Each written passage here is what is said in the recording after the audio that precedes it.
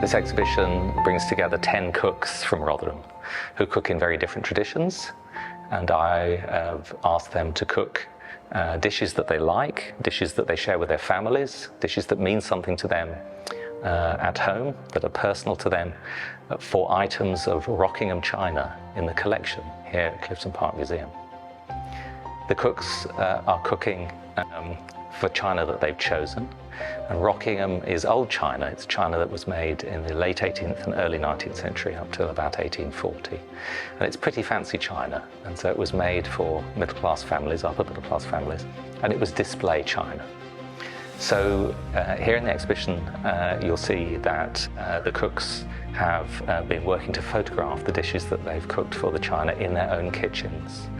And at the same time they've been telling stories about what their dishes mean to them and how their histories impact on how they think about each other and how they think about what they cook.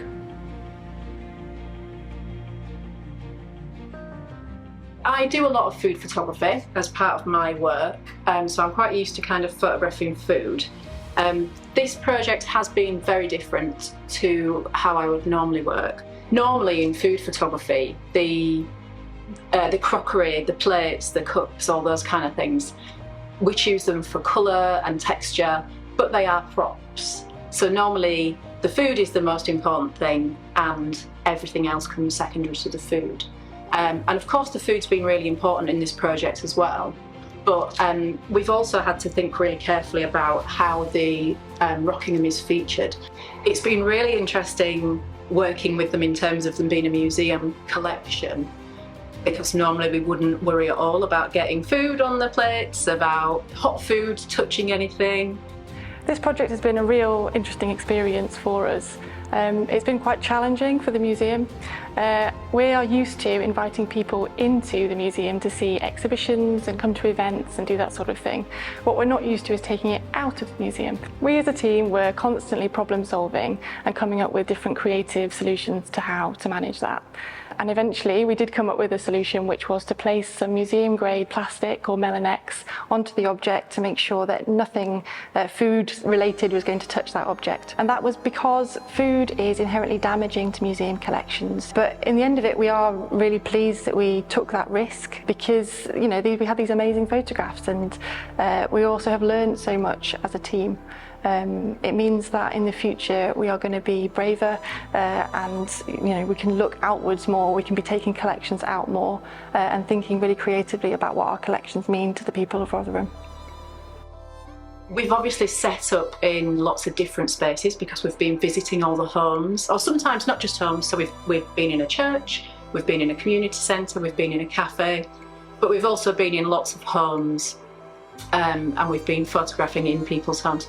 The chefs have all been so interested in the whole process, and they've all been really excited as well to have their food photographed. And everyone's been really enthusiastic about the results, which has been really nice to see. Working with more amateur chefs, or chefs who aren't used to seeing their food being photographed in this way, there's been a genuine kind of excitement for them seeing their work photographed, and there's been a lot of comments. People saying, oh, it looks like an image from a magazine, or they're kind of almost surprised to see their food looking so professional and so visually appealing. So that's been brilliant throughout as well. More than happy. That's great. Yeah, I think so. I think it's awesome. Perfect. Also in the exhibition there's a sculpture that I've made which incorporates a lot of Rockingham china, which I'll leave you to interpret. And then finally in the exhibition there's a display which looks at the ways in which Rockingham china was used when it was new in the 1830s. And often that's quite surprising. The way that we cook now, even in very different traditions of cooking now, is quite different to the way in which people who were wealthy in 1830 used their china, thought about their food, where it came from, and who else was eating alongside them.